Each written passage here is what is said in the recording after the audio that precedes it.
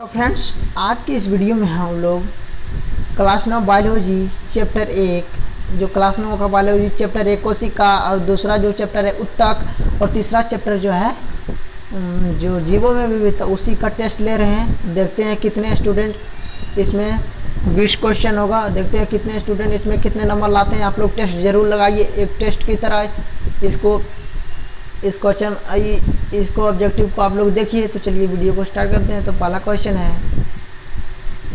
है कि कोशिका की खोज किसने किया। तो कोशिका की खोज किसने किया, तो इसका राइट आंसर होगा रॉबर्ट हुक ने। किसने किया? रॉबर्ट हुक ने। आप लोग अच्छी से तरह से मिलाइए और अपना आंसर आप ही खुद में चेक कीजिए कि कितना आप में सही लगाए हैं। पादप कोशिका में कौन सा कोशिकांग पाया जाता है? तो पादप कोशिका में कौन सा कोशिका पाया जाता है? लवक, कोशिका भित्ति या दोनों या इनमें से कोई नहीं। तो इसका जो राइट आंसर होगा दोनों, क्योंकि पादप कोशिका में लवक और कोशिका भित्ति भी पाया जाता है। तो चलते हैं अगला क्वेश्चन है कोशिका भित्ति बनी होती है। कोशिका भित्ति बनी होती है सेल्यूलोज से, प्रोटीन से, डीएनए से, तीनों से। तो इसका जो आंसर होगा कोशिका भित्ति बनी होती है तो सेल्यूलोज से बनी होती है। चलिए अगली क्वेश्चन की ओर। अगला क्वेश्चन है कोशिका के समूह को क्या कहते हैं? कोशिका के समूह को क्या कहते हैं? तो इसका जो राइट आंसर होगा, आप लोग अच्छी से टेस्ट लगाइए और आपका जितना भी मार्क्स आता है इसमें आप लोग कमेंट में ज़रूर बताइए, तब हमको जिज्ञासा होगा कि हमारे स्टूडेंट इतना नंबर लाए हैं। तो इसका जो राइट आंसर उत्तक होगा। और इस चैनल को सब्सक्राइब कर लीजिए, क्योंकि भारतीय भवन क्लास 9 की पूरी सोल्यूशन कराएंगे और पूरी कक्षा 9 के तैयारी पूरा हो जाएगा आपका। कोशिका का ऊर्जागृह किसे कहा जाता है? कोशिका का ऊर्जागृह, तो इसका जो आंसर होगा कोशिका का ऊर्जागृह माइटोकॉन्ड्रिया को कहा जाता है। कोशिका का ऊर्जागृह। अगला क्वेश्चन, कोशिका में प्रोटीन का संश्लेषण कहाँ होता है? तो कोशिका में प्रोटीन का संश्लेषण, इसका जो राइट आंसर होगा राइबोसोम में होता है।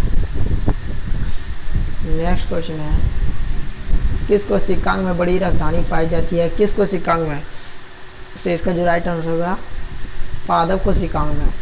पादप कोशिका में जो बड़ी राजधानी पाई जाती है। जाइलम और फ्लोएम मिलकर किसका निर्माण करता है? संवहन मंडल का, जाइलम और फ्लोएम का, उत्तक का, कोशिका का। तो इसका जो राइट आंसर संवहन मंडल का। हड्डी को मांसपेशी से जोड़ता है, कौन जोड़ता है? तो इसका जो होगा लिगामेंट, टेंडन, रीढ़ या उपयुक्त तीनों। तो हड्डी को मांसपेशी से जोड़ता है टेंडन।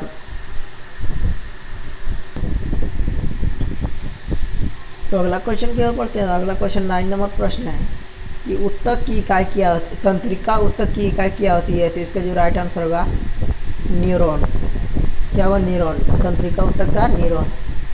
मनुष्य के शरीर में कितने गुणसूत्र पाए जाते हैं? तो इसका जो राइट आंसर होगा 46 गुणसूत्र। और जोड़ा में पूछेगा तो यह 23 हो जाएगा। विभाजन की क्षमता होती है तो विभज्योतकी कोशिका या विभज्योतकी उत्तक में विभाजन की क्षमता होती है। पौधों में जाइलम का प्रमुख कार्य क्या है? जाइलम, तो जाइलम का प्रमुख कार्य जो है जल का चालन करना। और इसका पूछेगा फ्लोएम का, तो फ्लोएम का होता है।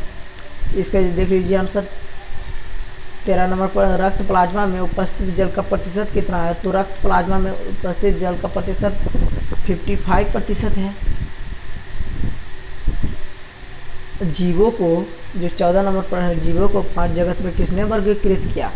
तो इसके जो राइट आंसर आर्वेटिकर इधर राइट आंसर हो जाएगा आपका। वर्गीकी का जनक किसे कहा जाता है? वर्गीकी का जनक आपको कहा जाता है। तो इसका जो राइट आंसर कैरोलस लिनियस को।